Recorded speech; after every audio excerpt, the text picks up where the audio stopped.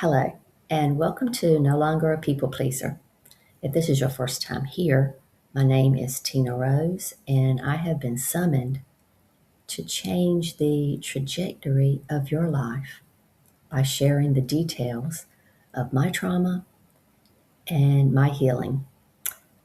I held on to suppressed childhood pain for decades, thinking if I read all the self help books and if I take all the workshops for personal development, then I will eventually stop being triggered because I will know how to have boundaries and be able to speak up for myself.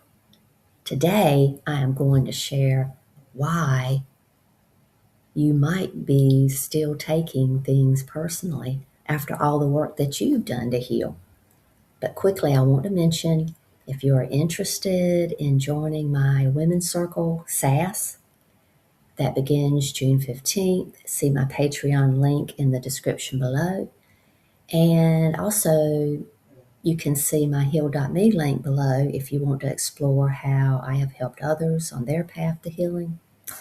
The links take you to or that link, the heal.me link, takes you to the website and you can see reviews and or book one-on-one sessions with me. So I had the idea to talk about taking things personally this morning when I had a memory of my Bank of America days as a financial analyst. I had the privilege of working with two people from Germany, and I was having a conversation with a guy named Gunther who seemed easy to talk to, a laid back guy, it seemed. I don't remember the conversation being that serious, but me being the self conscious type, I found an open window in the conversation and I told Gunther how I didn't understand why I couldn't stop taking things so personally. And he said quite affirmatively, just stop taking things personally. And it makes me smile now because I know he meant well. I know he did then. And he was just a kind guy. And how can anyone else truly understand if they don't or didn't go through similar childhood trauma like we did? But even then, I wondered why I couldn't just do it like he said. But now, after decades of working on myself, I know that taking things personally is a lot of the time less about the present moment or the current event and more about unresolved emotional pain that is already living underneath the surface in our emotional bodies. You see, when your suppressed pain goes unhealed, your nervous system stays highly sensitized to anything that even resembles the responses that people pleasers are afraid of, like rejection, criticism, abandonment, disrespect, exclusion, disappointment, and especially disapproval. Even small moments can feel emotionally charged because they touch that older wound that was never fully processed. You know, you shouldn't care about what people think. I knew that. But the reaction keeps happening because that pain is not intellectual, it is emotional and it's embodied, meaning your nervous system sees that invalidation as a threat of being rejected or not being approved of. And here's why it continues.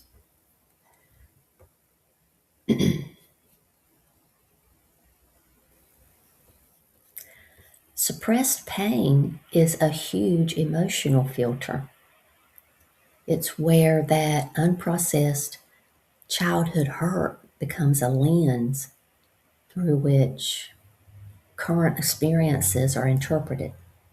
Here are just a few examples of how I would consistently take the small stuff personally.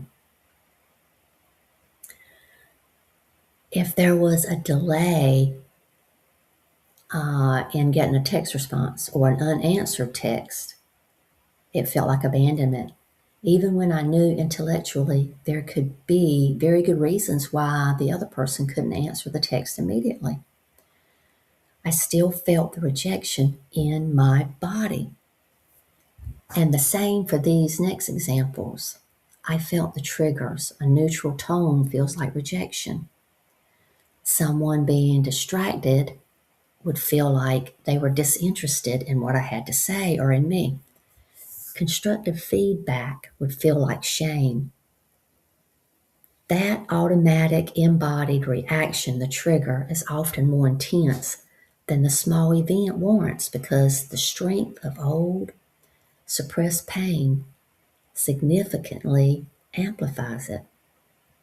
This is why all the self help and all the personal development did not help me until I acknowledged, felt, processed, and released that old pain. That was the ticket. So many times before my healing, I would try to use the suggested assertive techniques that I had learned from all the books and workshops to be able to speak what hurt me and how I was feeling. But even the healthiest person, in a lot of cases, would not see the importance of my feelings and couldn't understand why I would be upset. You're making a mountain out of a molehill because, in plenty of situations, in my case, nothing was really being done that should hurt me. They weren't doing anything on purpose, and they didn't see where they had said anything. And in a lot of cases, they were right. I'm not talking about the narcissist out there and the relationships that I had that were that situation. I'm talking about otherwise healthy conversations.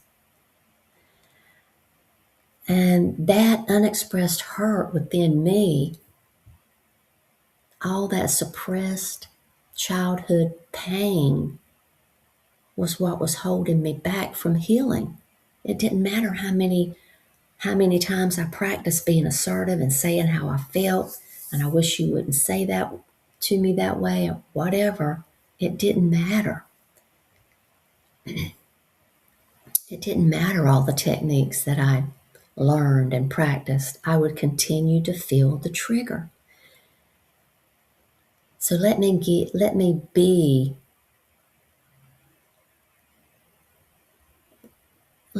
be your example to learn from. You are being held hostage by your unprocessed pain. Your nervous system stays in protection mode because suppressed emotional pain does not disappear just because you mentally chose to forgive and forget. It gets stored as tension and hypervigilance. So you are emotionally on guard at all times. You continue your people pleasing, you're pretending, you're overthinking, and in my case, being a perfectionist. This makes taking things personally automatic because the nervous system is acting off that old hurt and is trying to protect you against being hurt again. The ego activity builds identity, your identity around that old wound. When someone has, like us, has had so many repeated experiences, like we did when we were children, of feeling unseen, being criticized, rejected, and feeling emotionally unsafe, we unconsciously form beliefs like, I'm not enough. And it's something that's embodied in us, a belief where people will be disappointed in us if we're not very, very careful and say things the right way and what we need to say.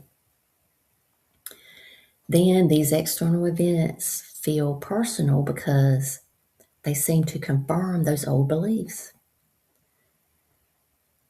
The pain becomes attached to that identity that has been created by the trauma. Suppressing the hurt increases your emotional sensitivity.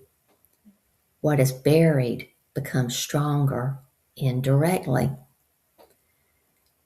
When emotions are not acknowledged and felt, processed, and released, like I've talked about in so many other of my videos, you end up with an overloaded emotional body and a nervous system that holds